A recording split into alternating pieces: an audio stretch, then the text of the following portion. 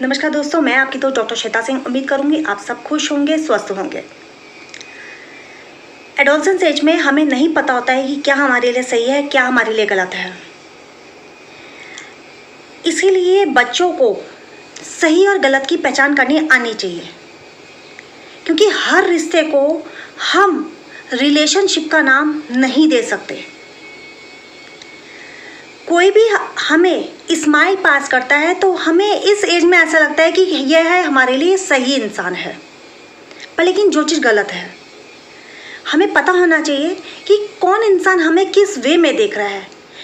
कोई किसी दिमाग के अंदर क्या चल रहा है, आजकल हम नहीं पता लगा पाते कि किसी के दिमाग में क्या चल रहा है, और कोई इंसान हमें किस हद तक आगे जाके धोखा दे सकता है, इस बात की पहचान एडोलसेंस एज में बिल्कुल भी नहीं होती है। तो मेरा आज स्पेशली एडोलसेंस एज के ऊपर ये टॉपिक है, ऐसा रिश्ता सिर्फ दुख देगा। क्योंकि जो रिश्ता हमेशा आपको झुका रहा है वो कभी आपको उठने में मदद दे ही नहीं सकता। हमें पहचान होनी चाहिए कि कौन सा रिलेशनशिप हमारे लिए सही है। किसी भी रिलेशनशिप में जुड़ने के लिए आपका पेशेंस का होना बहुत ज़रूरी है।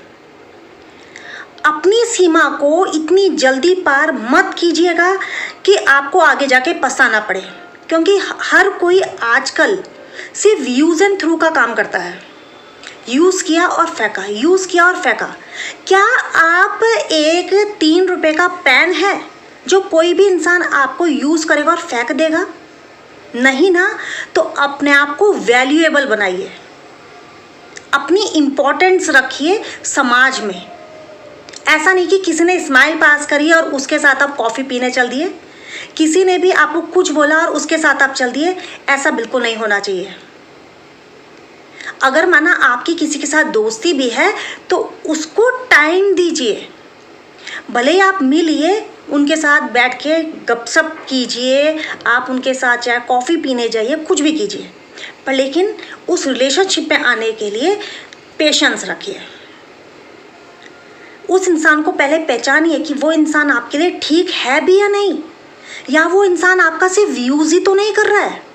ऐसा तो नहीं है कि वो आगे जाके आपको टॉर्चर करने लग जाए, आपको ब्लैकमेल करने लग जाए। पहले आप उस रिश्ते को, दोस्ती को अच्छे से निभाइए कि कोई इंसान आपकी मुसीबत में काम आ भी रहा है या नहीं आ रहा है, या कोई इंसान आपको सिर्फ एक ही काम के लिए प्रेशर तो नहीं डाल रहा है। तो इसीलिए पहचान जरूर कीजिए, दोस्ती करिए, दोस्ती को निभाइए, बहुत अच्छी बात है,